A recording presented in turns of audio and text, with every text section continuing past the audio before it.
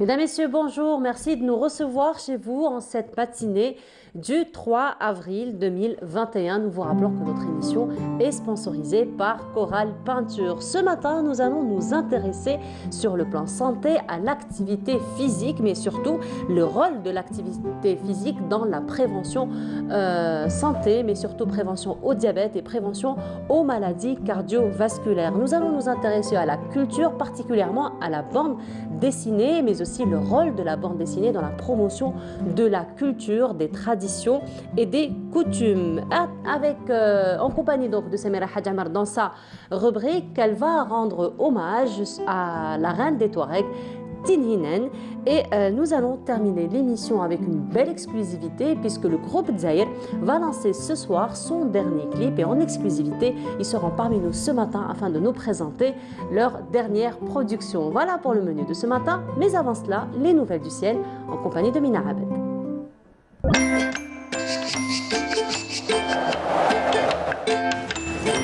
La météo vous est présentée par Mobilis. Mobilis, أينما كنتم. Bonjour Mina. Bonjour. Comment ça va? Ça va? Depuis hier? Ça va? Tu as bien profité de la journée hier? Oui. Mis à part le moi la nouvelle terminologie dans la météorologie. Spécial moi. Alors, Oui. il y a Nassima qui te pose une question. Pour choisir la chanson. Du tout. D'accord. Alors, Non. Je sais, mais non. Je pense savoir.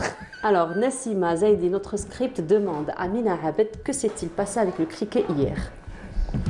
Rien. Alors, je rappelle que c'était un criquet quand même d'une taille assez considérable. Il était gris, pas très joli. Oui. Il est venu faire le débriefing avec nous hier. Ouais. Alors, attends toujours sa peut-être. réponse, Nassima. Non, non, ça c'est pas possible. Ce suis n'est pas Nassima. possible, Nassima. Ce n'est pas possible. Pas de beau Nassima. matin quand même. Non, Nassima, je suis pas d'accord. Il y a Amel aussi qui Non. te dit qu'il vient tout juste de nous rendre visite. Bon, je sors pas du studio du coup. J'ai une phobie du criquet, des sauterelles, je peux pas. Il est dans le studio. Je sais pas, c'est ce qu'on est en train de me dire. Je sors. Non, c'est pas vrai. Au revoir. Non, c'est pas vrai. Pas de météo. Non, c'est pas vrai. Débrouillez-vous. Non, on aura la météo. Non, c'est pas vrai, Mina. Non, c'est pas vrai. Le criquet est parti. C'est vrai? Il est parti, il a rejoint son milieu naturel, le jardin. Il n'y a pas de jardin. Bah si, juste un peu, juste derrière. Moi, le Un peu jardin. plus bas. Non, Un peu mais plus hier, bas. il a fallu quand même 4 personnes pour le faire sortir. Ouais. C'était énorme. Il était énorme. Je c'est vrai tiens à dire qu'il énorme. était énorme. C'est vrai que, bah, pareil, pas aussi énorme que ça. Il y a des personnes qui Je te n'aiment pas fais une les petite araignées. Il y a confidence. des Je te fais une petite confidence. Oui, Les 4 personnes qui ont essayé de le faire sortir, ils n'ont pas m'en fait menti, sortir. je sais. À la belle, ah non, je sais. C'est ça le truc en fait. Voilà, finalement, C'est ça le tu truc. n'es pas la seule à avoir Sauf le... que moi je le montre.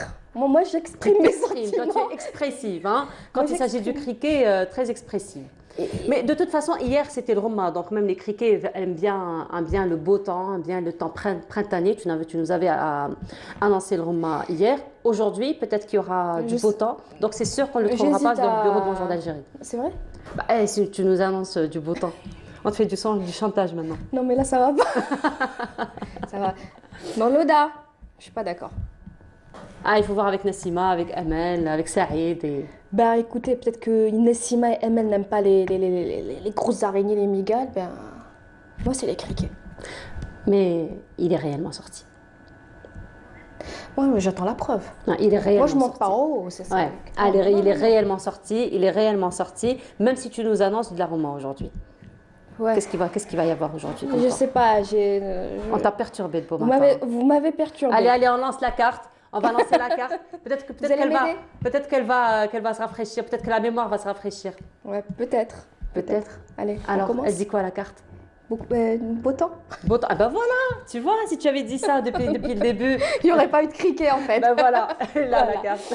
On continue alors de la brume sur l'ensemble des régions côtières et puis un ciel dégagé partiellement voilé à l'ouest, au centre et à l'est du pays. Sur les régions sahariennes, beaucoup de soleil vers l'extrême sud du Gard et le Tassili, quelques petits nuages hein, sur la Saoura, le Nord Sahara et les oasis avec de fréquents soulèvements de sable. Les températures de cet après-midi Eh bien, elle reste de saison avec sur la moitié nord, 23 degrés à Alger, 22 degrés à Tizi Ouzou, 22 degrés également à Annaba, 24 à Oran, 27 à Tiaret, 31 degrés, Gardaya, 30 à Béchar, 37 à El Salah et enfin 40 degrés, ça sera la maximale à Adarar.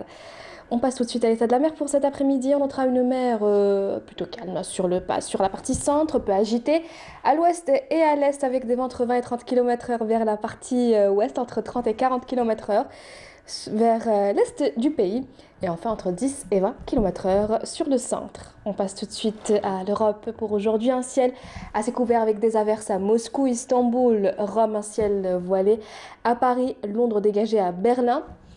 Les températures restent de saison avec sur la moitié nord, avec, non pardon, pas sur la moitié nord, avec à Paris 14 degrés. Il est parti le cricket. Mais j'arrête pas d'y penser en plus. 7 degrés à Moscou, 10 à Kiev, 17 à Istanbul, 16 à Vienne, 9 à Berlin, 19 à Rome et enfin 21 degrés à Madrid. Excellente matinée et à tout à l'heure midi.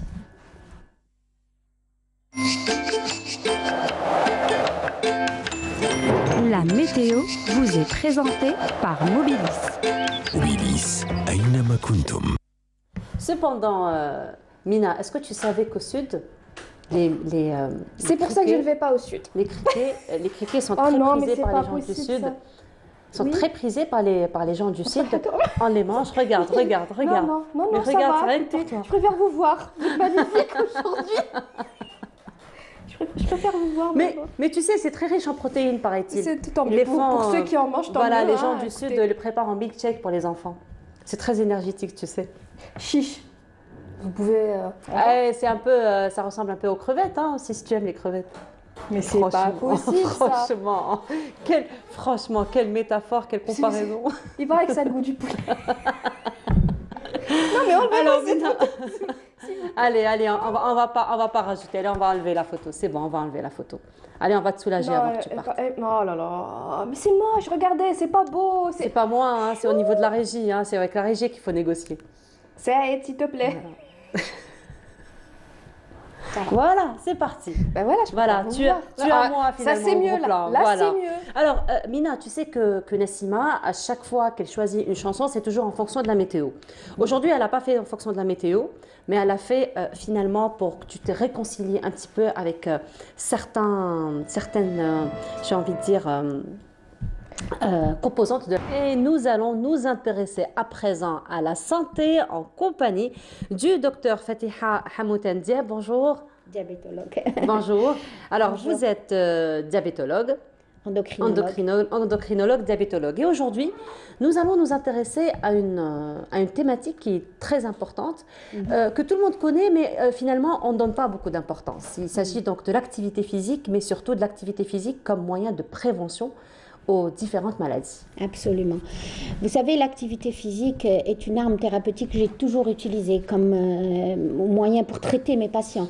Donc, l'activité physique, on l'utilise pour prévenir d'abord le diabète, les patients qui sont diabétiques pour être mieux équilibrés, les patients qui ont des complications dégénératives du diabète, le fait de pratiquer de l'activité physique ralentissent leurs complications dégénératives.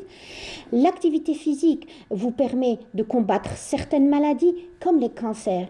Et les deux cancers où les études ont réellement prouvé un bienfait, c'est le cancer du sein et le cancer du côlon. Vous savez que dans le cancer du sein, les patients qui font de l'activité physique, ça protège déjà. Et même étant en paire, c'est-à-dire juste avant la chimiothérapie, pendant la chimiothérapie, les patients qui pratiquent du sport, ils vivent plus longtemps. Même le post-cancer du sein, ça les protège. Ensuite, le cancer du côlon aussi, un intérêt. Puis la dépression. Vous savez que l'activité, mais on parle de quelle activité physique pour que les gens comprennent? C'est quand vous faites de l'activité physique régulière, tout le temps, et que vous êtes endorphine dépendant, ça veut dire que vous avez tellement fait du sport que votre corps vous le demande. Là oui, vous avez tous les bienfaits de l'activité physique. C'est pas vous décidez d'aller faire un match de foot, vous étiez un ancien sportif, vous vous mettez à faire du sport, non. L'activité physique, et puis l'activité physique, il n'y a aucune contre-indication à l'activité physique, parce qu'il y a des paliers dans l'activité physique. L'essentiel de cette activité physique, donc à partir de 45 ans, les patients qui ont beaucoup de facteurs de risque cardiovasculaire sont obligés d'aller voir le cardiologue et faire un examen complet, de l'examen clinique à l'ECG, à l'échographie et voir plus loin, c'est le cardiologue qui leur demande.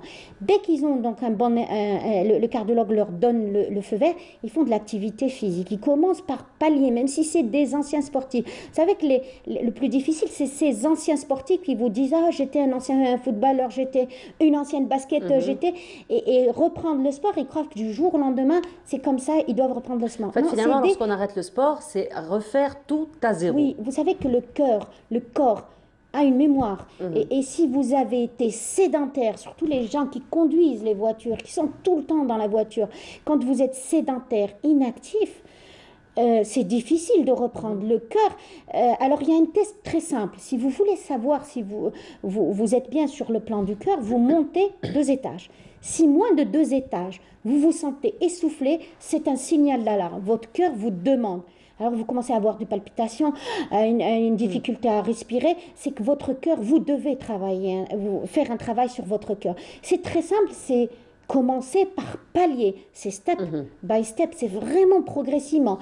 C'est la moyenne, c'est 30 minutes d'activité physique régulière. Alors justement, on parle d'activité physique, 30 minutes d'activité physique régulière, donc, mais quelle activité physique? Voilà. L'activité physique, quand vous allez faire vos courses, ce n'est pas considéré comme de l'activité physique. Vous marchez un peu, vous discutez avec votre voisin, vous posez votre panier, vous demandez au vendeur ce qu'il doit vous dire. Alors l'activité physique, c'est faire des mouvements respiratoires en synchronisant les mouvements musculaires. C'est-à-dire, si vous faites quel que soit le mouvement musculaire, vous devez inspirer, expirer. Et suivant la vitesse de ces mouvements musculaires, donc inspirer, expirer. Exemple, j'expire. Donc c'est ça. Vous marchez, la marche. Alors tout le monde vous dit, mais je marche. Non, vous ne marchez pas, vous synchronisez pas. Inspiration, expiration, expiration. Sous vous inspirez. Quand vous soulevez votre pied, vous expirez. C'est ça. Et le rythme s'accélère suivant la vitesse de croissance des mouvements. C'est ça. Donc vous ramenez d'oxygène. Pourquoi? Dès qu'on fait de l'activité physique, on a des palpitations. Les palpitations, c'est le cœur qui vous demande de l'oxygène. Et comment vous allez ramener cet oxygène? Alors plus vous augmentez le rythme de votre activité, faites de la respiration. Les patients qui sont paralysés dans la lit, on peut leur faire de l'activité physique. Avec une seule main, ils inspirent, ils expirent. Ils inspirent. Tout mouvement corporel est bon. Vous sortez de la sédentarité, de l'inactivité. L'inactivité, c'est quoi? C'est les patients qui ne font pratiquement que de l'activité de base pour se brosser, se laver le visage, dormir, aller sur leur… il faut sortir de ce cadre. Si vous voulez cette protection dans laquelle on a parlé. Vous savez que les patients, énormément de patients, surtout le Maghreb, le monde arabe, ont ces complications sur le plan de la santé, c'est-à-dire à savoir une petite tension qui s'élève de temps en temps, le fait d'avoir une glycémie supérieure à 1 gramme. 1 gramme, c'est-à-dire avoir une glycémie à 1,01. Le fait d'avoir un peu d'obésité abdominale pour les femmes et les hommes, le fait d'avoir un peu de gras dans le sang, c'est-à-dire des triglycérides légèrement élevés ou un HDL, le bon cholestérol qui protège, bas. Ça vous met déjà dans le contexte, donc ces 4 éléments vous mettent déjà dans une population à haut risque. C'est ce qu'on appelle le syndrome métabolique. Et l'activité physique va au cœur de ce syndrome métabolique. La première des choses, quand vous faites de l'activité régulière, que vous faites un peu de tension, vous équilibrez votre tension sans traitement. Quand vous faites des palpitations, à chaque fois que vous avez peur, à chaque fois que vous entendez un bruit, vous avez le cœur qui bat, ou les gens qui font des troubles du rythme, le fait de l'activité physique traite le trouble du rythme. Vous voyez, sans passer aux médicaments. Donc, dès que vous sentez que vous avez un corps qui vous demande, partez vers l'activité physique. Donc, le trouble du rythme et les palpitations sont traités par l'activité physique. Il y a autre chose. L'activité physique protège au niveau du sang. Le fait qu'on a on a des caillots qui se font et on a un mécanisme qui vient dans le sang, c'est-à-dire pour protéger ce qu'on appelle les emboles. Et ben, le fait de faire de l'activité physique, ça diminue l'agrégabilité des plaquettes, donc ça sauve des vies. Vous voyez, les patients qui pratiquent du sport font moins d'AVC, moins d'IDM, ce qu'on appelle l'infarctus, moins d'artériopathie des membres inférieurs. Donc c'est une protection sur le plan cardiovasculaire. Ensuite, quand vous faites du sport, la première des choses, le corps a besoin de sucre rapide pour brûler, pour avoir de l'activité. Il a besoin d'oxygène, donc vous devez vous oxygéner. Il a besoin d'une ossature et de bons muscles. Si vous avez un défaut au niveau des pieds, vous avez, par exemple, certains diabétiques déjà été amputés ou ils ont eu déjà un problème d'articulation, faire du sport assis, c'est déjà bien. Donc voilà. Et justement, toutes ces activités, docteur, est-ce qu'elles doivent être encadrées par un médecin ou on peut se faire un programme tout seul? Alors, je vous ai dit tout au début que l'activité physique, il n'y avait aucune contre-indication à l'activité physique. Marcher n'est pas contre-indiqué. Marcher, monter les escaliers. Quand vous êtes assis, faites pédaler avec vos pieds en inspirant, expirant. Je regarde l'atelier, je fais des petits mouvements. Vous savez, quand vous répétez des mouvements et vous synchronisez avec la respiration, que ce soit des mouvements de cou, des mouvements dans tous les sens, vous protégez votre cou, vous faites des mouvements un peu plus bas, tous les mouvements ne sont pas contre-indiqués. Mais pour passer un palier plus haut, c'est-à-dire faire par exemple l'aérobic. L'aérobic, c'est du haut niveau. Un match de foot, c'est du haut niveau. Donc il faut commencer vraiment par une période de 6 mois à faire régulièrement les 30 minutes. Alors 30 minutes, soit séparées par jour, 10 minutes, 10 minutes, 10 minutes de marche rapide, le matin, le soir, et puis des mouvements musculaires. Sinon, vous faites les 1h30, 3 fois par semaine, mais vraiment de façon régulière, et avec des temps, un timing respecté. C'est pas... Et donc là, vous allez commencer à voir au bout de 6 mois. Ça veut dire si je dois faire du sport le matin, je garderai toujours la matinée, c'est ça? Voilà, à peu près. Voilà, c'est à peu près ça. Sinon, le soir, le sport, il faut jamais le faire à jeun. Il faut que ça soit, le patient doit être, pour avoir gagné, c'est-à-dire il faut prendre son repas équilibré avant d'aller faire le sport. Et après, le fait de faire régulièrement, vous gagnez en qualité de santé. Parce que le premier gras qui est utilisé par le corps, encore en dehors du sucre, c'est les acides gras intra-abdominaux. Donc le gras intra-abdominal, c'est celui-là qui est grave, qui bouche les vaisseaux, qui est dangereux, qui donne du cancer. Donc vous voyez, quand on fait du sport, c'est pas la graisse sous-cutanée, parce qu'il y a beaucoup de gens qui pratiquent du sport pour maigrir. Et on ne maigrit pas avec le sport au début, parce qu'on gagne en qualité de santé, on perd de la graisse, et on gagne des muscles. Des fois, les muscles, ça peut être lourd. Et les muscles, donc... on gagne de la santé, si vous voulez. Donc, mais sinon, entre-temps, docteur, il faut dire que l'activité physique, donc là, vous nous expliquez tous les bienfaits de l'activité physique, mais l'activité physique à elle seule peut-être ne suffirait pas si un régime alimentaire, j'ai envie de dire une hygiène de vie, absolument, ça se complète. Là, on est venu aujourd'hui parler de l'activité physique, mais c'est les deux en même temps.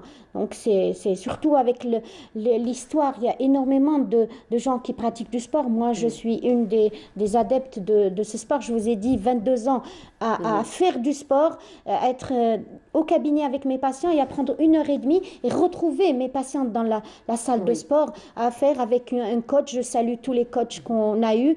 C'est-à-dire que c'est magnifique. Et surtout, vous donnez un très bel exemple à vos patients. Donc, ça reste une référence. Quand même, pendant des années, même les patients, ça a été difficile de m'adresser aux malades et lui dire alors envoyez votre femme à faire du sport. Ça a été très difficile.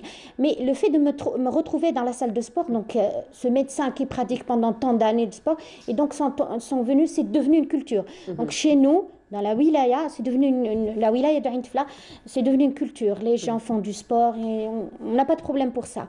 Mais c'est vrai que ça a aidé beaucoup de gens, le fait de voir un médecin à pratiquer du sport, les femmes de médecins à venir pratiquer du sport avec moi. Oui, son mari est médecin, il conseille les gens à faire du sport, mais sa femme fait du sport. Vous savez, ça encourage. Ça encourage absolument.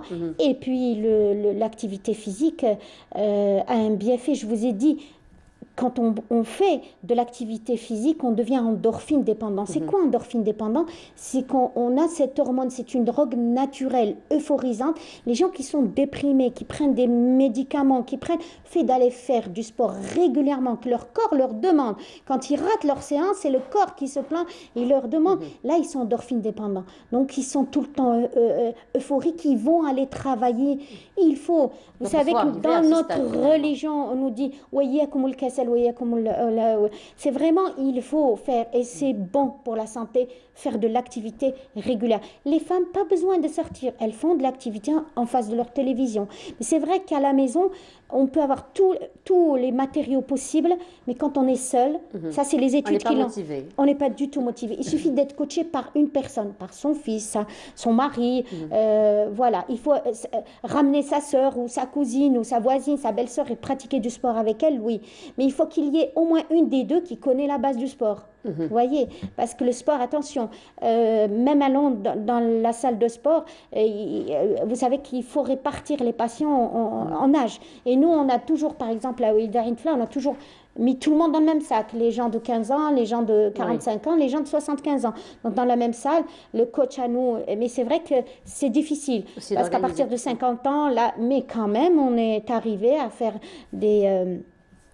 comment on dit, des marathons de fitness de 5 heures. Vous savez, faire un marathon pendant 5 heures, vous faites, les coachs se changent et vous ne vous arrêtez pas. Vous vous arrêtez juste pour boire de l'eau ou pour vous essuyer. Donc, c'est quand même, c'est-à-dire que la population est arrivée à avoir un certain niveau d'activité physique et la qualité de santé se ressent. On a moins, vous voyez, on a moins pendant le mois de Ramadan, moins d'AVC, moins d'IDM, moins... Voilà. Oui. Donc, mais sinon, docteur Hamouten, là, vous parlez de la catégorie des patients, mais on parle aussi de l'activité physique comme moyen de prévention. Donc, qu'en est-il de l'activité physique pour les enfants et particulièrement pour les parents, parce que ça revient très souvent, il faut le dire, on dit « je préfère pas faire du sport à mon fils ou à mes filles, enfin à mon enfant, parce que ça risquerait de lui prendre du temps par rapport à ses études, par rapport à ses devoirs. » Donc ça, ce sont des idées qui reviennent très souvent. Voilà. Moi déjà, j'ai toujours pratiqué du sport. J'étais une grande malade, j'étais asthmatique très jeune. Et donc mon père, quand il a su qu'il fallait me faire du sport, à l'âge de 11 ans, j'ai pratiqué pratiquement tous les sports grâce à mon père.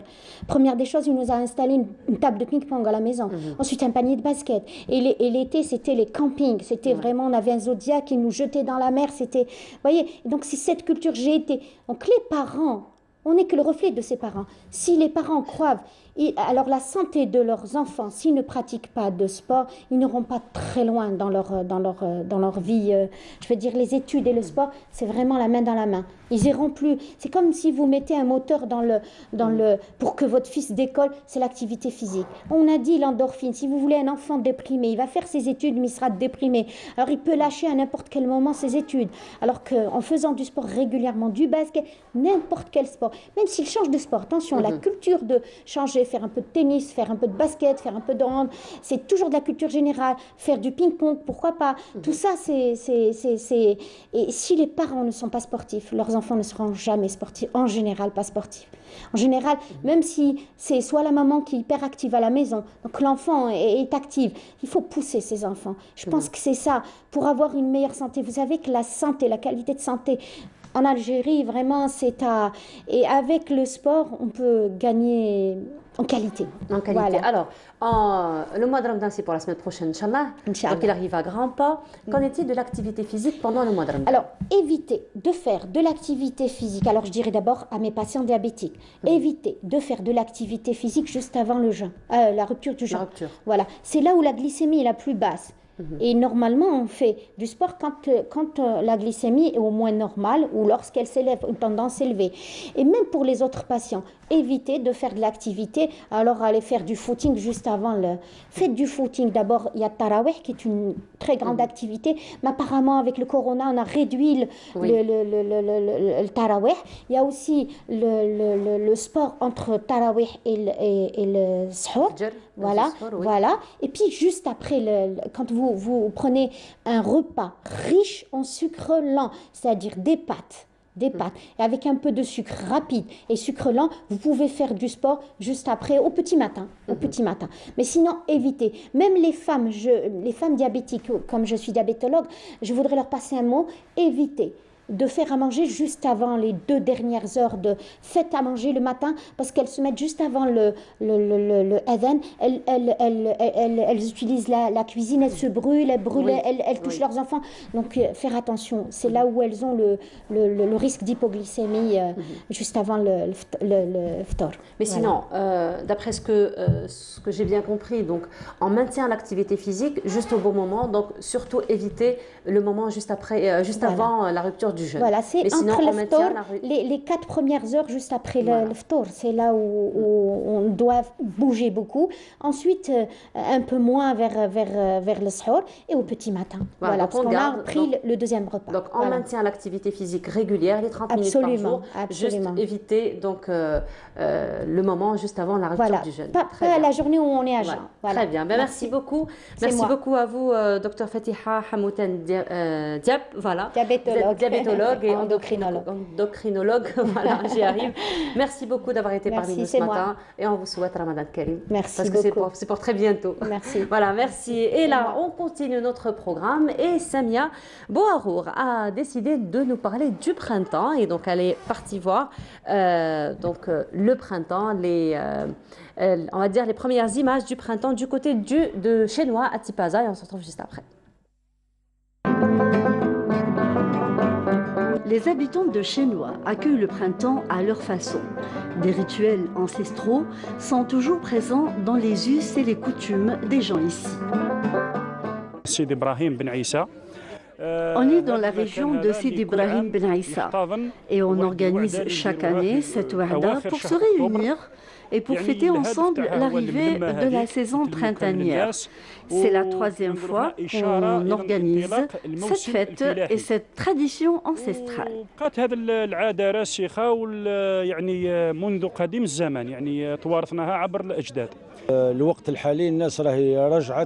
Les gens reviennent aujourd'hui vers leurs terres. Cette manifestation vient pour partager la récolte, surtout concernant les fèves, les petits pois, les artichauts et autres. On utilise l'eau de source de Thala Nbouksib, une source très sacrée pour nous.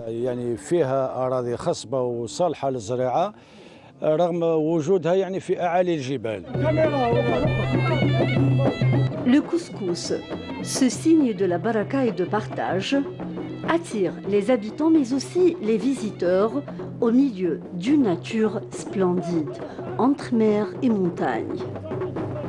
La saison, bien sûr, est liée à la culture parce que les gens vivaient de ce qu'ils cultivaient. Donc surtout les fèves, les petits pois et tout ça. Donc les gens, durant cette journée, ils célébraient avec toute la famille, ils viennent sur le champ et ils organisaient des événements comme celui-ci. Il y a des chanteurs qui viennent, des poètes qui lisent leurs poèmes, etc. Pour commencer la nouvelle saison, pour espérer bien sûr une production meilleure que celle passée. Mon Dieu, quel arc-en-ciel! Nous sommes au milieu des fleurs parce que je viens des hautes montagnes, des Aurès. Donc il fait froid, le printemps fait du retard, mais la date c'est la même date pour ce qui est du printemps pour toute Temesra, de Siwa aux îles Canaries. Et en plus, je suis très honoré d'être parmi mes frères de langue, d'origine, du moment que nous sommes en train de célébrer une fête qui est vraiment, qui reflète le printemps, cet arc-en-ciel divin. Voilà. Nasser, notre guide, un véritable conservateur des traditions dans la région de Chenois. Il est aussi membre dans l'association Isren Ishnuyen. Il renoue avec sa terre en la cultivant avec beaucoup d'amour. Aujourd'hui, le fruit est là. Ici, on y trouve de tout en version 100% bio. Et oui, c'est le printemps.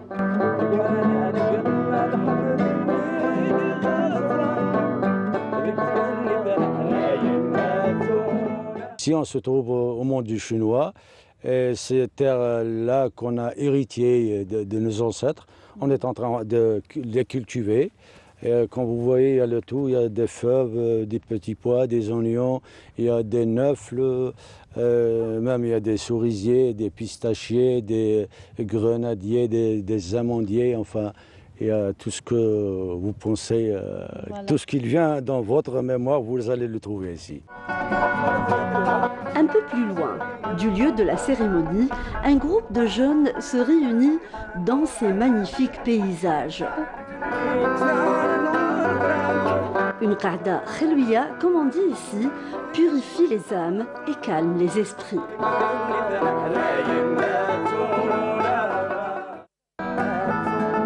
La fête du printemps à Chenois se sent, se ressent, se goûte et se chante.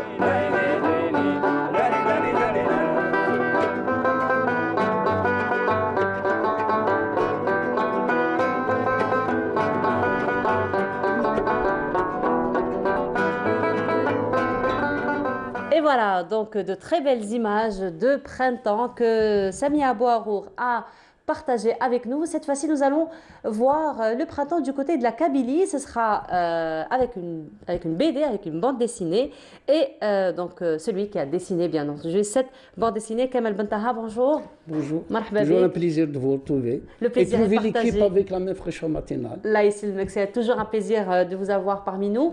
Alors, Kamel, vous étiez parmi nous il y a quelques temps de cela. Oui, on a parlé sur Tamashot Skourt. Un Effectivement. hommage au d'Aïdir. Et voilà. Oui, Voilà, donc vous nous avez apporté une série de bandes dessinées desquelles donc nous avons parlé. Cette fois-ci, vous avez un nouveau-né, Oui. ou une nouvelle-née, on va dire, une bande dessinée, Une bande dessinée nouvelle. Oui. Alors il s'agit de Yennaïr. Donc même si on a célébré Yennaïr 4 mois auparavant, mais on va dire que Yennaïr c'est aussi toute l'année, hein, parce que c'est toute la l'année, oula mais de... c'est beaucoup plus. C'est une BD, enfin, c'est beaucoup plus les personnages. Azou, le petit garçon, le rouge-gorge. Oui. Azou, c'est le chouchou de la maman. Azé, c'est le rouge-gorge. C'est beaucoup plus faire connaître nos traditions. Je vais faire une série de BD de Azou Azou. Ça sera mes personnages préférés. Donc, Pourquoi ce choix des personnages? j'ai toujours essayé de créer un personnage qui me représente. D'accord. Qui peut représenter tous mes enfants aussi, les enfants de la Kabylie, et qui représente aussi mon village, D'accord. ma ville, mon pays en général.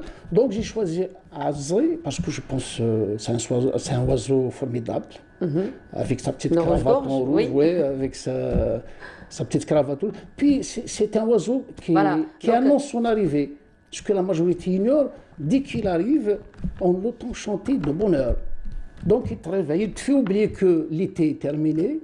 Et le temps c'est-à-dire d'avancer c'est-à-dire de suivre, ça c'est l'automne, demain c'est l'hiver, donc il y a de la cueillette des olives, il y a beaucoup de choses. Donc c'est à travers, pourquoi j'ai choisi Azé, pourquoi c'est pas le merle noir, pourquoi je n'ai pas choisi la grive aussi, parce que c'est des oiseaux qu'on nommerait, c'est-à-dire chassés pendant l'hiver. D'accord. Donc j'ai choisi Azoul. Pourquoi Azoul aussi? Bon, ça sonne bien, Azoul et Azé. Oui, ça sonne bien, avec exactement. les Z, ça donne aussi Voilà, du donc on voit charme. bien la cravate, la gorge qui s'est transformée en cravate. Ouais. Puis Azoul aussi, on découvrira par la suite, c'est un fils unique, ni frère, ni sœur. Donc il trouve son Quelle est la refuge. symbolique? Pourquoi avoir choisi un enfant unique? Quelle question là. Mais je vais arriver. Justement parce que s'il avait beaucoup de frères et beaucoup de sœurs, il n'aura pas le temps de chasser l'oiseau et d'aller se réfugier dans des forêts pour, c'est-à-dire trouver un moyen de s'extérioriser. Donc aussi, bon, le chouchou de la maman, c'était un garçon chez nous, c'est quelque chose d'avoir un garçon. Comme écrivait Mouloud, il a été bien illustré par Mouloud Pharaon dans Fouroulou, le fils de Peur, avoir un garçon dans la famille, permettons c'est pas pour dénigrer les filles, mais tout simplement, le symbolise voilà, c'est tout un héritier, ainsi de suite. C'est pourquoi j'ai choisi Azé, Azou. Voilà. En général, mes choix. Voilà. Et donc, ce sont des personnages que vous allez garder pour vos prochaines éditions, pour vos prochaines créations de bande dessinée? Je suis en train déjà de travailler sur une autre BD qui va retracer un petit peu l'histoire de Tislit Bonzar, la fiancée d'Anzar. On le faisait quand il y avait une sécheresse. Donc, c'est-à-dire on disait que cette fille était très belle. Donc, bon, je ne vais pas parler de ça, je préfère mieux l'entendre dès que je finirai la BD. Mais donc, il y aura beaucoup de traditions kabyles. Le calendrier agraire, elle est là, 44 fêtes, 43 si je ne me trompe pas, 43, 44 fêtes. Je vais essayer de retracer à travers ma BD, à travers les personnages Azul. Donc toutes ces fêtes. Toutes ces fêtes. Toutes ces fêtes. Alors on aura droit à une BD pour chaque fête. Pour chaque fête. Et on a commencé par Yennayer. J'ai commencé par Yennayer parce que c'est le réveillon, c'est le début de l'année. Donc je vais commencer par Yennayer. La manière de raconter Yennayer, c'est pas comme on le fêtait réellement. Moi, je vais essayer de raconter l'histoire d'Azul, comment il découvre Yennayer. Parce qu'il se fait découvrir à travers... c'est d'abord la mère qui donne des instructions, qui donne l'éducation à son enfant. J'ai choisi le fils unique, incompliste avec sa mère, parce que je parlais la langue maternelle, comme j'écrivais avec ma langue maternelle, la langue amazigh, la langue de Maulid Maamri. Donc, je voulais à tout prix garder cette signification, c'est-à-dire qu'une mère apprend à son enfant. Donc, j'ai commencé par Yennayer. Je l'ai démarré d'une manière humoristique, bien sûr. Ça sera Azul qui va se réveiller en sursaut parce qu'il avait entendu quelque part, c'est-à-dire un choubolement, ou disons, je vais arriver, c'était une anarchie dans son poulailler. Il pensait qu'un poutois est en train de, c'est-à-dire en train de chasser son corps. Donc, à partir de là, il a couru, il cherchait sa maman, et il criait « Maman, maman ». Notre coq a été dévoré par le poutois. Sa mère est souriait, non mon fils, non c'était Yennayer, ça sera Yennayer ce soir. Donc on va faire un petit couscous avec les 7 ingrédients et avec du poulet. C'est pour ça, donc c'est à partir de là que j'ai démarré la BD.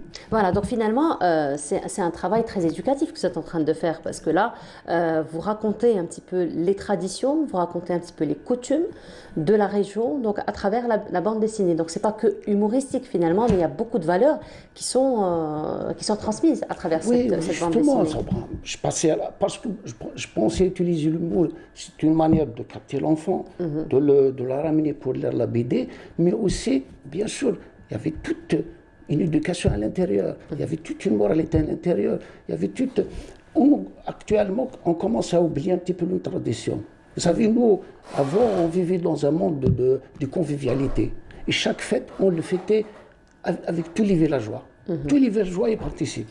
Donc, j'ai essayé à travers... Bon, je vais essayer en plus, j'ai essayé avec celle-là, mais je vais essayer à l'avenir de retracer ce cheminement qu'on a vécu, qu'ils ont vécu nos ancêtres, pour la transmettre à la génération future. D'accord. Voilà mon but. Mon but de mon travail. J'ai ajouté la seconde, c'est que la majorité ne connaissent pas, ne le savent pas peut-être, parce que, vous savez, des fois, il suffit de faire un petit baraque et de faire un petit tour autour de soi. On découvre beaucoup de choses, de belles choses en plus. La cigogne, la période de retrouver son nid, parce qu'elle se retrouve toujours dans le même nid, c'était la période du Yennayer. D'accord. Juste avant, une semaine avant ou une semaine après. D'accord, mais quel est le rôle de la cigogne finalement dans l'histoire? C'est ça justement, c'est pour dire aux enfants que le jour de Yennayer, il suffit juste de regarder autour de vous, vous allez voir l'arrivée de la cigogne. En plus aussi la cigogne, nous, il a une signification très importante aussi. La cigogne, vous savez, il retrouve toujours son foyer. Oui. Il retrouve toujours ça, c'est comme nous, on essaie toujours de retrouver... Le retour à la source, le retour chez soi. Voilà. Alors, le retour chez soi, le retour dans le monde maternel, le retour, c'est ainsi de suite. Donc, vous savez, une fois, je faisais de la caricature aussi. J'allais faire mon pseudonyme comme Yves Lériche. Yves Lériche, c'est la cigogne. D'accord. Donc, comme par hasard, j'ai lu un livre. J'ai lu un livre d'un instituteur français qui a fait pendant la Révolution algérienne. Donc, il était là depuis les années 52, je pense. Il a fait le Sahara, puis il est arrivé au Kabylie. Quand j'ai lu ce livre, il a aidé la Révolution algérienne. Il a aidé le mouvement... oui, il avait même écrit dans Algérie républicain. Pour aider il a aidé la Kabylie. Il a insisté pour qu'il y ait une classe pour les filles en Kabylie. Donc, c'est l'administration française qui l'a condamné pour repartir en France. Donc, il signait Yves Lériche. D'accord. C'est à partir de là que je respecte cette personne, donc je n'ai pas... Voilà, ça a été une petite référence pour vous, Oui, c'est une petite déjà dans référence. votre travail, dans votre réflexion. Exact. Voilà. Donc, on aura droit à 42 43, autres... 44 44 histoires, petites autres histoires, bandes dessinées. bandes dessinées qui Voilà. racontaient les fêtes kabyles. Je suis aussi en train de travailler. Je vous ai dit, le petit garçon, le chouchou de sa maman, parce que c'est le fils unique, donc automatiquement, je serai le chouchou. Je suis en train aussi, parce que ça m'a donné l'idée aussi de travailler sur une autre idée, c'est d'adapter le livre de Mouloud Pharaon, Forodo, en bande dessinée. Ça va être D'accord. un petit peu difficile, parce que quand même, lui, est si bien ciblé. Là. Oui. Donc, je vais quand même essayer de le faire. Ça va effectivement être une très belle initiative puisque ça va aussi inciter les enfants à lire plus tard. pourquoi pas, C'est tout notre but d'ailleurs. Le roman. C'était notre but. Même actuellement, je suis en train de faire une petite tournée avec l'aide. J'essaie comme cette BD, par exemple, je voulais la faire sortir au mois de janvier. Mais il y avait une urgence. Il y avait une Oui. urgence. Avec Il y avait une priorité, on va oui, dire, une avec le priorité, décès de parce que Edir, je voulais, là, rendre, Saleh. voilà, je voulais rendre hommage à Edir. Donc j'ai choisi d'éditer rapidement, de dessiner, de lui rendre hommage par celle qu'on avait fait présentée possible. sur ce même pour ce plateau, même effectivement. plateau, avec vous d'ailleurs. Donc j'ai choisi d'éditer Tamashouh Secours. Par la suite, je remercie la personne qui m'a aidé financièrement pour éditer et sponsoriser le RC Renault. Je remercie M. Amazouz Medji, qui était vraiment un ami et qui a tout fait pour m'aider, pour faire sortir aussi cette autre BD. Donc, elle vient de voir son jour. J'espère qu'il va plaire aux enfants. Certainement. Alors justement, plaire aux enfants, c'était la question que j'allais vous poser. Donc pour la distribution, donc pour mettre la BD entre les mains des enfants, donc ça se passe comment et quels sont les premiers retours peut-être que vous avez eu à travers les enfants qui ont lu déjà Ceux qui ont lu, ça ne se pose pas de problème. Oui. Mais pour faire arriver un livre aux enfants, c'est difficile. Ah, je vous le dis d'abord, on sait que la culture actuellement, après la Covid, elle est en agonie, il faut le reconnaître. Mais je suis en train de négocier avec la POE de Tizi Ouzou, voire même peut-être prochainement avec le ministère de l'Éducation, s'il faut le faire, pour faire une tournée générale, et c'est-à-dire ramener le livre. C'est à nous de ramener le livre aux enfants. Avec, on peut faire des ateliers de dessin, on peut faire du coloriage, on va leur apprendre, peut-être pourquoi pas trouver d'autres... c'est-à-dire des gens qui ont déjà cette capacité de dessiner ou d'écrire, de les rassembler, d'aller de l'avant. Moi, je pense qu'il faut vraiment faire arriver le livre à l'enfant. Certainement. Alors vous, Monsieur Bentaha, vous qui êtes dans la promotion de la culture, particulièrement dans la promotion donc, de toutes ces coutumes, de toutes ces us qui sont magnifiques et qui sont quand même transmises de génération en génération. Donc tout à l'heure, à travers le reportage de Samia Bouharour, on a eu droit à voir un petit peu de belles images de printemps au niveau de chez nous à Tipaza. Ça se passe comment le printemps en Kabylie? Je pense que vous pouvez le voir dans ma BD. C'est magnifique. Oui. Ça, alors là, c'est Yunaïr. Donc là, c'est non, premier... même moi, quand je dessine, j'utilise beaucoup plus un ton printanier. Un temps printanier, oui. Alors des couleurs plutôt chatoyantes. Voilà, bon. On a quand même droit à un peu de neige ici. Ça, c'est... Voilà. Écoutez, Voilà. lorsqu'on travaille sur le Neyer, parce qu'il il n'y a pas que Yenayer.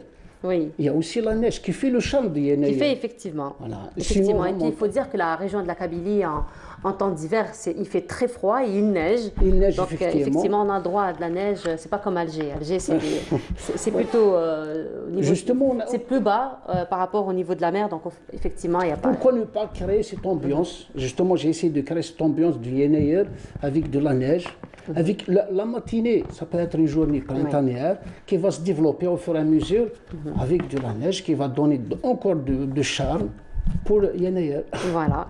Et donc le printemps, il y a des traditions particulières pour le printemps en Kabylie? Oui, il y a déjà... Certainement. Oui, nous on démarre le printemps. Voilà, là on a de très belles, de très beaux dessins qui reflètent bien le printemps en Kabylie. Exact. C'est très vert, c'est très coloré. Coloré, exactement. J'ai essayé d'utiliser les couleurs de chez nous. On a sur ce dessin, on a un peu quand même la neige, des montagnes enneigées, et puis là, c'est très vert. Hein, c'est très vert, effectivement. Ouais. Voilà. Donc il y a des traditions particulières qui reviennent très souvent? On le fête. Parmi le fait que j'allais, parmi les événements, parmi les coutumes que je vais travailler aussi, je vais dessiner aussi un Meged, c'est-à-dire comment je vais arriver, c'est-à-dire on attend le premier jour, comment attendre le printemps. Donc je vais aussi, on a des traditions aussi. On a des traditions, on fait des cueillettes de petites fleurs qu'on fait en boucle. Oui, on a des traditions que je vais retracer. C'est le jasmin généralement qu'on fait. Beaucoup de fleurs, non? Voilà, beaucoup de fleurs. Même les marguerites, même, on fait beaucoup de fleurs de toute façon. On essaie de faire des petits colliers, des petits enfants. Voilà. Même Tislit Bonzar aussi, la fête de Tislit Bonzar aussi, on fait une fête. C'est-à-dire on a des traditions qu'on oublie. Malheureusement, on oublie avec tout ce qui se passe actuellement. Et c'est justement grâce à votre travail et au travail de tous ceux donc, qui font la transcription de toutes ces vous avez parlé, vous voulez savoir pourquoi c'est-à-dire le Tamazir. Je suis en train de travailler pour l'épanouissement de Tamazir. Moi, je pense raconter sa Kabyle avec sa langue maternelle, c'est mieux.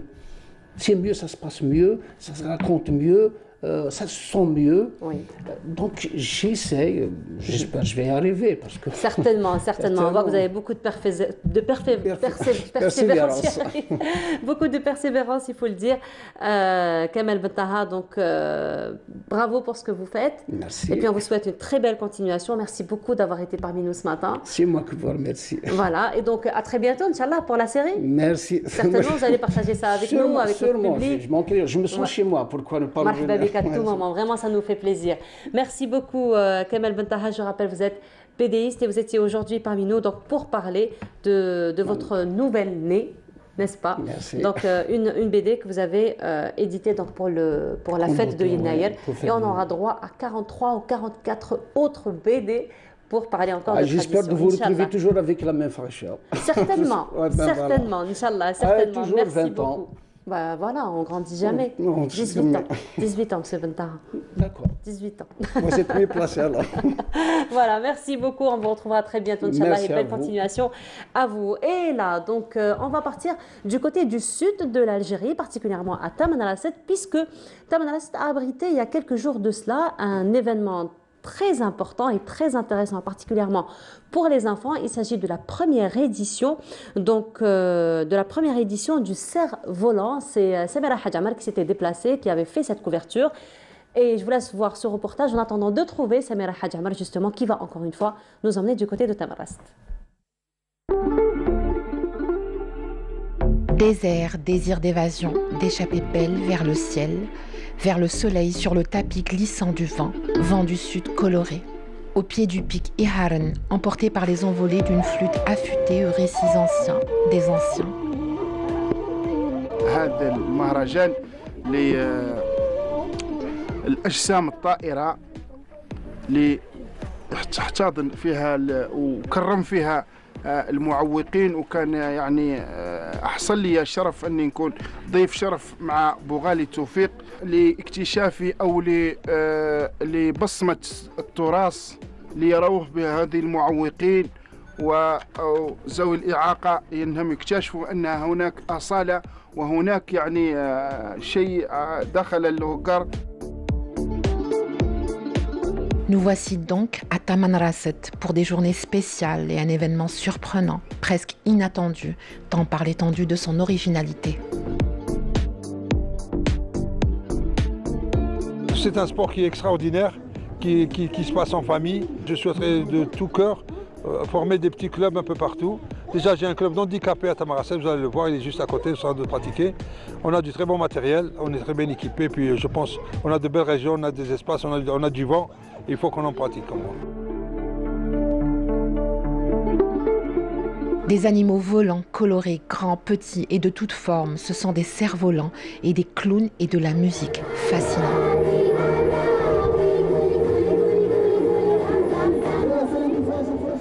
هذا المهرجان كان عنده صدى كبير بالنسبه لنا كفئه معاقين حركيا وكان يعني فريمون كاين شي ناس ديزونديكابي كانوا مغمومين في الدار تاعهم في الديور تاعهم مي بفضل هذا المهرجان سما خرجناهم لهذه البلاصه ولاو شاف عجبهم الحال بدا بهم تتعاود شاك فوا تتعاود ونتوجه بالشكر للمسيو توفيق باسكو على المبادره هذه ما كناش نحلموا بها ما نكذبش عليك.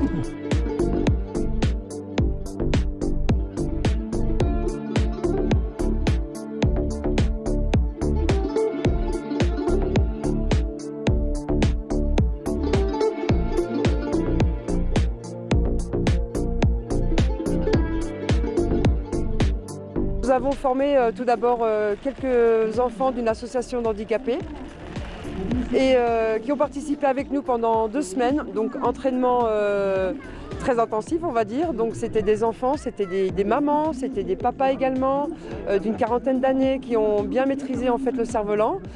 Pour l'anecdote, on a eu une maman qui nous a dit en fait que le cerf-volant lui a permis de sortir. C'est une femme qui est restée à la maison. Et en fait, quand elle a découvert cette activité, en fait, elle est venue tous les jours pour un entraînement et aujourd'hui, elle ne peut plus s'en passer.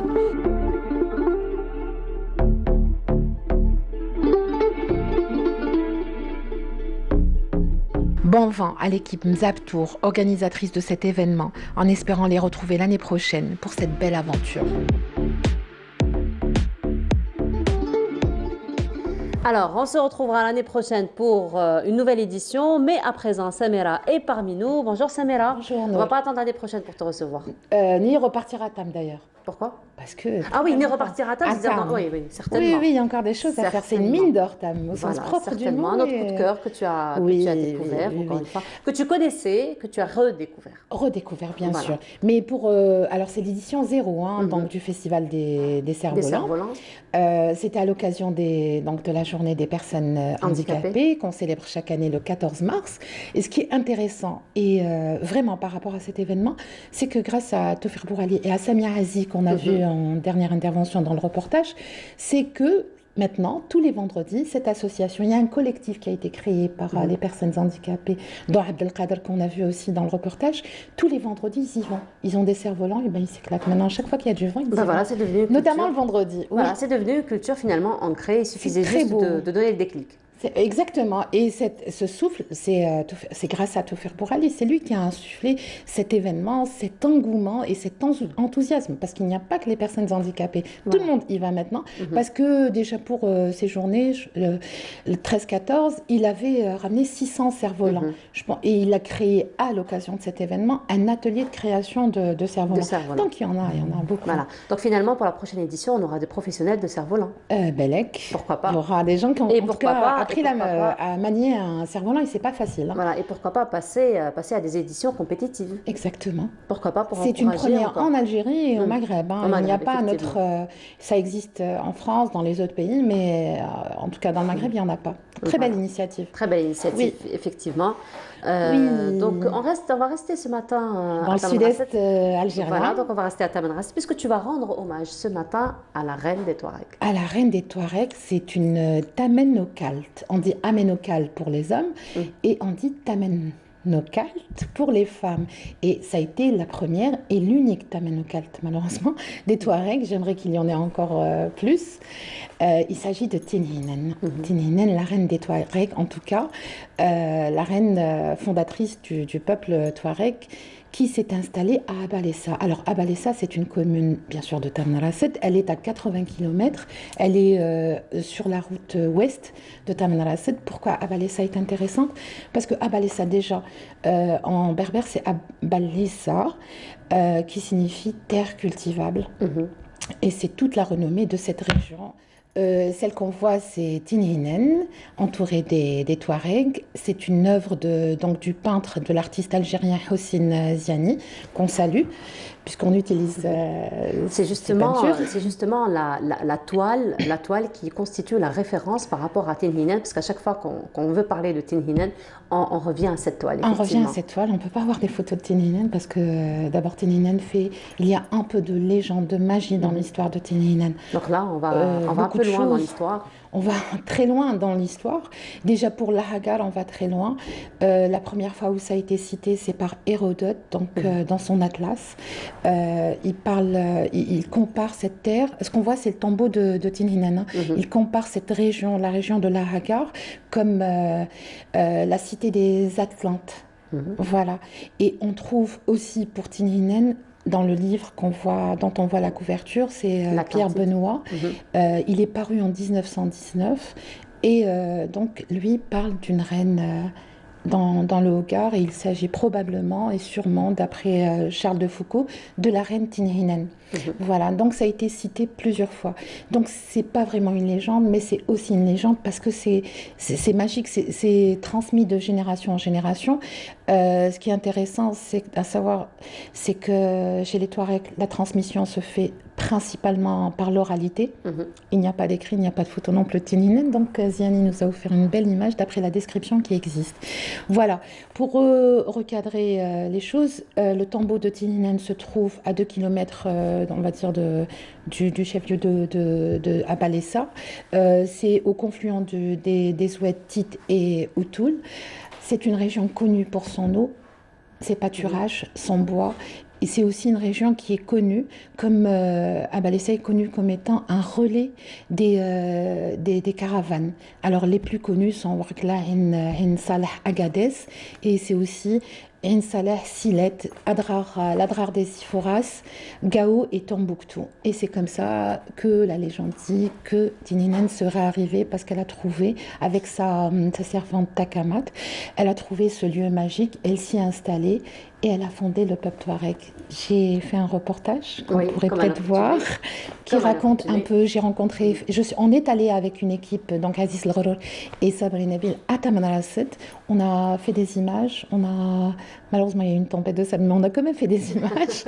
Et en revenant à Alger, j'ai rencontré Farid Erel Haris, l'archéologue, qui lui nous a parlé longuement de Tamanrasset et notamment de la découverte, on doit à Tinhinan l'agriculture par exemple. Tout simplement, même Abalessa est connue pour être une terre agricole. Elle l'était déjà au Moyen-Âge, comme Idles et comme le village de Tasrouk dans la Hagar. Voilà, ce sont les 3 régions les plus connues pour l'agriculture. Très bien. Donc là, oui, voilà, je vais m'arrêter, on va aller sur le reportage. On va aller voir le reportage et on revient juste après donc, pour en parler encore. Donc voilà, Semera Hadjama s'est déplacée à Tamanrasset et a visité donc, le tombeau de Tinhinan et est revenu avec ces images. Je vous laisse voir ce reportage et on se retrouve juste après. Tinhinan, c'est la migrante, la voyageuse, la nomade. C'est Tixi, la boiteuse d'Ibn Khaldoun. C'est la fille de Malik, la musulmane. Tinhinan, c'est l'ancêtre originel, la reine des Kelahakar, d'après la légende, d'après le mythe. Tinhinan, c'est un personnage. On dit qu'elle est venue du nord du Sahara, du nord ou le nord-ouest du Sahara. Elle est venue avec sa servante, Takamat. Et bien sûr, c'est toute une caravane, elles ne sont pas venues toutes seules. Et tout le long de leur chemin, on raconte par exemple qu'à un moment donné, elles ont épuisé toutes leurs réserves de nourriture. Et c'est grâce à Takamat qu'elle a été vers une fourmilière, elle a ramassé des graines, elle a récupéré les graines d'une fourmilière et c'est comme ça qu'elles ont pu continuer leur chemin jusqu'à Abalessa. Enfin ça c'est ce que raconte un petit peu la légende, le mythe. Donc Tinhinan c'est ce personnage féminin. Elle représente, c'est un modèle structural du système de filiation chez les Touaregs qui est matrilinéaire. Donc le pouvoir, il se transmet, il s'acquiert à partir de la femme. Peut-être qu'elle ne pratiquait pas le pouvoir, mais c'est elle qui le symbolise et c'est elle qui le transmet. Son palais et son tombeau sont au sommet d'une colline, non loin de Tamanrasset, au confluent des oueds, Tifirt et Abalessa. Avant les fouilles, ce n'était qu'un amas de pierres. C'est un édifice unique, unique en son genre, que ce soit dans la Hagar ou tout le Sahara. C'est le plus ancien témoignage de construction en dur d'une habitation fortifiée. Les murs d'ailleurs, les murs d'enceinte atteignent à certains endroits, ils varient entre 1,40 m jusqu'à 3,70 m de largeur. Et tout autour de ce monument, on a aménagé 13 chouchés, 13 petites tombes construites de forme arrondie. Ce monument a été fouillé pour la première fois en 1925. À cette époque, on a concentré donc les travaux sur la chambre funéraire parce que il est organisé en chambres. Il y a 11 chambres, dont 2 constituent un petit peu le patio central. Et dans l'une des chambres, on a aménagé justement la tombe de Tin Hinan. Donc c'est une cavité, ils ont creusé une cavité dans de la roche où ils ont enterré Tin Hinan. C'était recouvert de dalles, de 6 grandes dalles, et à l'intérieur, il y avait justement ce squelette avec tout un mobilier funéraire. Le squelette était couché sur le dos, en position fléchie, et la tête orientée vers l'est. Et il y avait tout ce mobilier qui l'accompagnait. Il était composé donc de bracelets, c'est de la parure, enfin il n'y avait pas que de la parure, il y avait de la parure, donc des bracelets en or et en argent, des éléments de parure, que ce soit en métal ou en pierre semi-précieuse. Il y avait également des pots de céramique.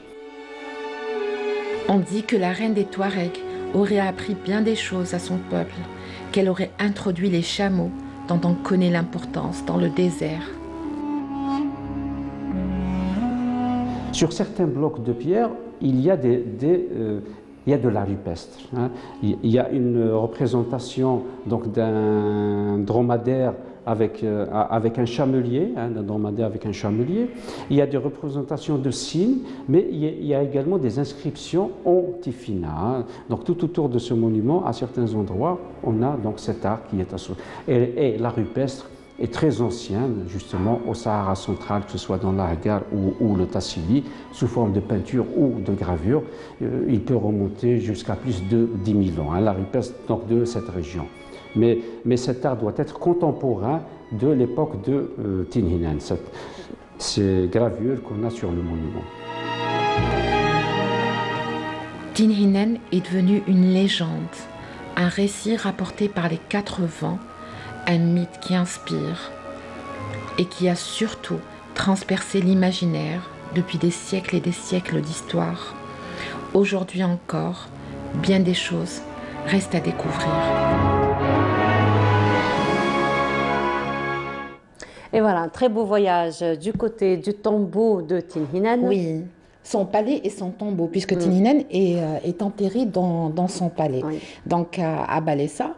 Bon, alors la première des choses, moi ce qui m'a pas plu sur place, c'est que les gens continuent à inscrire leur nom, leurs années de passage, leur date de passage, 1988. par exemple, à côté de gravures. Alors même si c'est pas des gravures qui datent de 10 000 ans, c'est quand même des gravures qui datent quand même du 4e ou 5e siècle de notre ère. Donc c'est dommage de les détruire, ou du moins d'y contribuer. Et il y a aussi le tombeau qui... à cause de la nature, des éléments de la nature, le vent et les tempêtes, et les pierres tombent. C'est vrai qu'il faut dire que le climat au sud est quand même un climat assez hostile. Et la région est connue pour être sèche. Le climat est sec et très chaud, donc on a besoin de réhabilitation. Et le tombeau de Tin Hinan a besoin de réhabilitation. On a besoin qu'on remette les pierres à leur place. Et alors, ce que Farid Irel-Hariz, donc chercheur au CNRPH, nous a dit, entre autres, lorsque nous l'avons interviewé, c'est que la région n'a pas été, enfin le tombeau, le palais de Tin Hinan n'a pas été scanné, il n'a pas eu l'utilisation de dernières technologies pour savoir ce qu'il y a en dessous. On pourrait faire de belles découvertes. Certainement. Alors, c'est comme les petites pièces qu'on a vues dans sa main, c'est des choses qui sont nouvelles, qui n'ont jamais été montrées. Farid Irel-Hariz travaille dessus et je pense qu'il va sortir un ouvrage très bientôt. On aura plus de détails, peut-être des nouveautés. Tout ça pour dire qu'il y a plein de choses sur Tin Hinan qui restent encore à découvrir et peut-être confirmer ou infirmer la légende et le mythe qui l'accompagne depuis sa découverte, c'est-à-dire en 1925. Voilà. Voilà. On rajoute des choses, on peut rajouter des choses.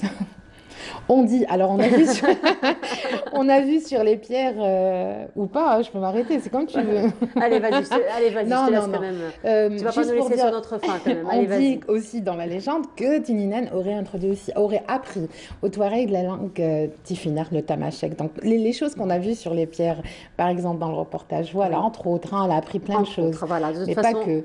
Le chameau, par exemple, on dit que c'est elle qui l'a introduit, mais faux, parce que le chameau y était bien avant. Enfin, on n'est pas très sûr. Moi, en tout cas, j'en suis pas très sûre, donc je l'affirme pas.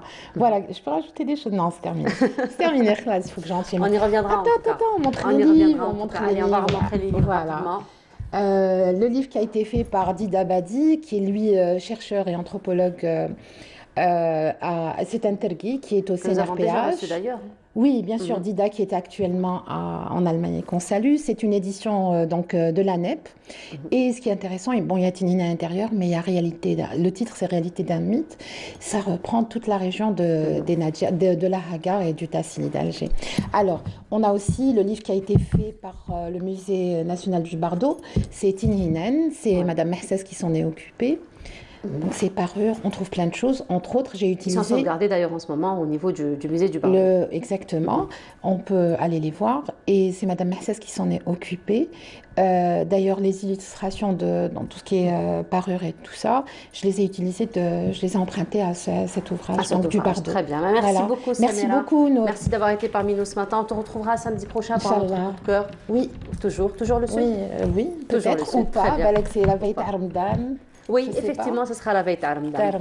Voilà, merci beaucoup, Samira. On vous souhaite une très agréable semaine. Merci beaucoup pour ce beau voyage matinal et pour ce beau conte que tu nous as conté ce matin. Merci beaucoup. Alors, on va rester dans l'art, on va rester dans la culture. C'est une nouvelle qui va beaucoup te plaire d'ailleurs, que tu connais. Hein, donc, puisque l'École supérieure des beaux-arts a inauguré une fresque murale donc, qui est intitulée « La culture et la science unissent le monde ». C'est donc une fresque en hommage à Marie Curie, à Frédéric Chopin, et à Chopin aussi, effectivement. Donc, c'est dans un cadre de partenariat algéro-polonais que cette fresque a été faite. Et ça a été donc le fruit de 2 années de travail de 2 artistes peintres plasticiens algériens. Il s'agit de Mohamed Merzouk et Fouad Yahyaoui. C'est Samia Bouarour qui s'est intéressée à cette inauguration. Donc je vous laisse voir cette belle fresque et on se retrouve juste après. Marie Moussaïd, pardon, et non pas Samia Bouarour. C'est un reportage de Marie Moussaïd. On a choisi cette fresque, on a initié cette fresque, ce projet avec la fresque murale parce qu'on a trouvé que cette forme de l'art est très appropriée pour dialoguer avec la société, avec le public. Il faut sortir un peu de l'intérieur de l'ambassade, il faut parler avec les gens. Je pense que c'est une très bonne forme pour discuter, pour dialoguer. Cette forme de l'art, c'est-à-dire la fresque murale, s'est développée énormément en Pologne après le changement de système 1989. Pourquoi? Parce que les artistes, ils ont essayé, ils ont voulu de sortir, de dialoguer avec les gens, avec le public, dans cette situation changée, dans cette nouvelle situation après le chute de mur, pour profiter de la liberté regagnée. Maintenant, on a choisi les 2 personnalités. Premièrement, pourquoi? Premièrement, parce que ce sont des personnalités célèbres qui viennent de Pologne. Maria Curie-Skłodowska, une scientifique qui était née en Pologne, élevée en Pologne, éduquée en Pologne. Après, elle est devenue citoyen mondial. Monsieur Frédéric Chopin, qui était aussi né près de Varsovie, il était éduqué à Varsovie et après il est parti,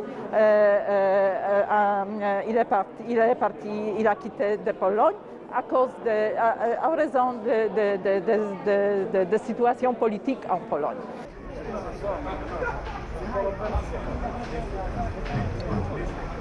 On a fait un travail sur les personnalités polonaises qui ont vécu ou qui sont passés par l'Algérie, notamment Marie Curie qui est venue passer quelque temps, il y a très longtemps. Donc c'était très important pour nous de faire cette action à travers une fresque murale en hommage à ces personnalités, mais on a adhéré aussi au principe d'humanisme, de la science, du talent. D'ailleurs, le slogan Tana, c'est l'ilmu wa taqafa yajtami'an. Les faits, ce type de calligraphie sur la fresque et tout, c'est notre apport à ce projet Chopin et Maria Sklodowska-Curie sont des projets qui sont diffusés dans le monde, toujours sous le même couvercle d'hommage aux personnalités de Chopin qui incarnent la musique et à la personnalité de Marie Curie qui incarne la science. Elle était en effet physicienne, chimiste, et elle a eu 2 prix Nobel. Les Polonais, qui ont, rappelons-le, été parmi les premiers pays qui ont reconnu l'indépendance de l'Algérie. Donc c'est un pays ami avec lequel nous avons toujours plaisir de se mettre sur le domaine culturel et scientifique et de beaucoup de travaux de collaboration. Donc ça, c'est une consécration de ce travail.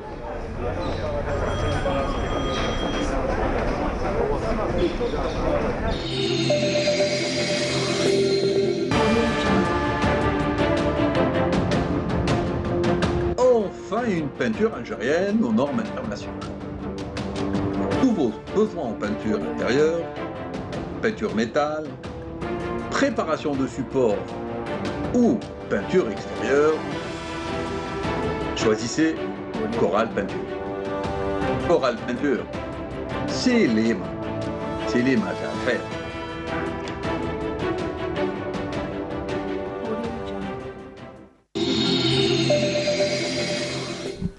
Et voilà, de retour sur le plateau, donc c'était l'inauguration de la fresque murale en hommage à Frédéric Chopin et aussi à Marie Curie. Donc on a pu voir dans le reportage de Mariam Oussaïd, l'ambassadrice de la Pologne, et aussi Djawdat Gussouma qui est le directeur de ce projet. Et on reste dans le domaine de la culture, mais cette fois-ci la culture musicale.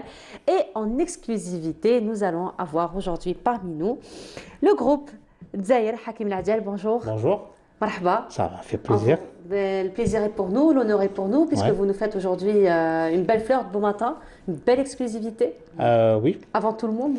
C'est toujours un plaisir de passer en premier ici. C'est une promesse qu'on est en train d'exécuter, quoi. Ah bah très bien, c'est un contrat moral, on va dire. Moral, un contrat moral. Donc, Hakim, là, vous avez produit votre dernier clip, oui. N'est-ce pas? En fait, on l'a produit, ça fait maintenant presque une année qu'on a fait ce clip. Par rapport au Covid, on a préféré de le geler un peu. C'était pas le moment de faire sortir, mais maintenant, je pense que ça commence à reprendre petit à petit la culture et tout ce qui est dans le monde du spectacle. Donc, c'est l'occasion de faire sortir ce clip qui nous tient beaucoup à cœur. Effectivement. Lillahi Ahli Adrouni. Oui, Lillahi Ahli Adrouni. C'est un hommage. C'est un hommage à 2 grands artistes, Allah yarhamhum, Hachmi Gerwabi, Allah yarhamou, et Haj Mrizaq, que nous on adore, et c'est un peu rendre hommage au cardinal Lanqa par rapport au Chabi, mais cette chanson elle était très connue par rapport à Mrizaq et Gerwabi. Effectivement, donc, mais revue à votre sauce, comme vous le dites si bien. Oui, une sauce un peu épicée, quoi. Un peu épicée, modernisée plutôt. Voilà. Je suis Yahrour, je suis Yahrour, je suis Kemoun, je suis Arok. Très bien. Alors, on va inviter nos téléspectateurs à découvrir pour la première fois donc, ce clip qui sera normalement mis sur les réseaux sociaux ce soir. À partir de 18h ce soir. À partir de 18h ce soir, mais en exclusivité sur Canal Algérie. On vous laisse apprécier ce clip et cette chanson donc, du groupe Dzaïr, Lillahi Ahli Adrouni, qui est en hommage. Donc,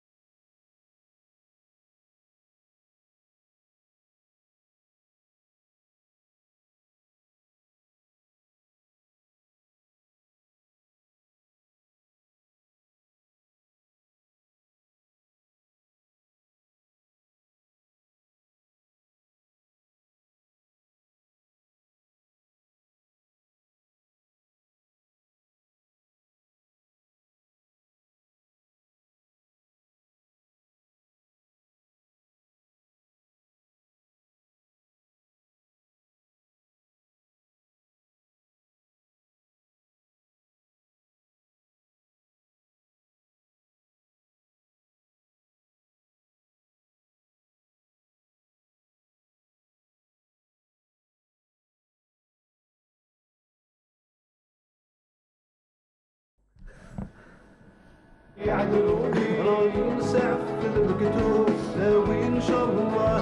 la dernière Exactement. Exactement. Donc c'était en exclusivité que nous avons pu découvrir le dernier clip donc, du groupe Dzaïr. Alors c'est un magnifique clip puisque vous avez fait appel à plusieurs personnes qui représentent quand même la scène musicale algérienne. En fait, on a appelé personne. C'est des rencontres sur place. C'est des rencontres sur place? Oui. C'est magnifique. Alors, je vous raconte l'histoire du studio. Et sachant que vous étiez en plein mois de Ramadan, donc tout ça y Ah oui, pour le clip, c'était un calvaire. Belle aventure, hein? Très belle aventure. Déjà, pour l'enregistrement, Oui. c'était le jour où j'allais enregistrer quelques parties. J'ai rencontré Mehdi avec sa valise pour partir en Serbie. Je pars en Serbie maintenant ce soir. À quelle heure? Snawin, Joz قبل. Allez, je passe, j'ai le vol de 9h du soir. Bah, tu passes maintenant, tu fais mon mandol. Il est passé faire le mandol de l'aéroport. Après, le lendemain, je suis rentré pour terminer la chanson. J'ai trouvé Hakim Salhi qui nous a volé 1 heure de notre temps. Alors j'ai dit que tu dois payer l'heure dès que tu chantes. Et ben voilà. Et c'est un bonhomme, il est délicieux ce bonhomme parce que pour moi, je le voyais à la télé avant quand j'étais, je sais pas, j'étais inconnu, je n'existais pas. Et lui, il est venu, il nous a fait les chœurs. En plus, il y a une autre chanson qui a chanté, qui va sortir prochainement aussi. Et Sidi Ali Idriss, je l'ai appelé, je lui ai dit voilà, on va faire cette chanson, j'aimerais bien que tu participes. Il a coupé le retour d'Ami, je suis là. Tout simplement. Tout simplement. Et pour le tournage, c'est vraiment des gens sympathiques. Toutes ces personnes-là, ils étaient là présentes pour nous. Ils nous ont aidés, ils ont participé. Après, on va citer leur nom. Mais de toute façon, le clip, il faut dire, non seulement la chanson, déjà, elle est très belle, et puis la sauce, on l'a très vite reconnue. Hein, les petites épices, on les a très vite relevées parce que c'est ce qui fait finalement l'identité du groupe Dzaïr. Mais ce qui est très intéressant dans le clip aussi, c'est qu'il est très promotionnel, j'ai envie de dire, de la culture particulièrement algéroise. Donc la Casbah, les artisans, l'Anqa, l'Arhmou. C'est très important pour nous. C'est très important parce qu'elle reflète l'image d'Alger, elle reflète l'image aussi de l'Algérie parce que quand on parle de Chabi, ça commence à Mostagana, Morwah. Et donc c'est pour ça qu'on a voulu laisser si vous voyez dans le clip la photo de l'Anqa. C'est par rapport au mandol, un respect du mandol, et surtout les deux modes majeurs et mineurs parce que Malezar a chanté la chanson en majeur et Galouabi a chanté en mineur. On a fusionné les deux pour donner cette couleur. Voilà. Et puis on avait aussi dans le clip notre collègue qui est connu, donc nous, on le connaît par le Taïsa, c'est notre collègue, mais qui est connu chez le grand public comme Omar. Omar dans le Harik. Oui, le petit Omar. Le petit Omar, voilà. Qui a grandi, qui a bien grandi, qui a participé à la chanson. C'est un show, c'est un bonhomme qui est venu. Et bien le voilà, on est en train de le voir. C'est un bonhomme. Le petit Omar qui est devenu un grand Omar. Il a été toujours un grand. Jouer un rôle pareil, le Harik. Pour moi, ce film, il a... Avec Moustapha Badir aussi, il y avait de grosses pointures. Qui est un réalisateur aussi, il faut dire, très minutieux, très exigeant, et puis on a eu quand même un très beau résultat de Voilà, respecter Madame Kchout, qui jouait avec lui aussi, elle était jeune comme lui. Exactement, et elle était jeune comme lui, et puis Lala Aini. Et c'était prévu que Madame Kchout tourne avec nous, mais malheureusement, elle était prise. Ah, c'est dommage. Certainement pour une belle production pour le mois de Ramadan. Exactement. Certainement. Donc, elle n'a pas dit non, mais après, bon, dommage. Elle a été prise par le temps. Voilà, mais sinon, on vous remercie encore une fois pour cette belle exclusivité que vous nous avez faite ce matin. Je me sens chez moi. Bienvenue. C'est moi qui vous invite. Merci. En tout cas, je suis très heureuse d'être parmi vous ce matin puisque j'ai eu droit à cette belle exclusivité. Désolé, nous avons été c'est un plaisir. Pour un clip pareil, il n'y a pas de problème. Il n'y a pas de problème. Mais sinon, on rappelle qu'à partir de ce soir, donc le clip sera disponible sur les réseaux sociaux. Sur les réseaux sociaux, sur le net en général. Et j'aimerais bien que vous partagez ça. Je n'ai jamais dit ça, mais je le dis aujourd'hui. Et certainement, ça si vous aimez, partagez. Si vous n'aimez pas, partagez pas. Il n'y a pas de souci pour moi. Mais certainement, ça va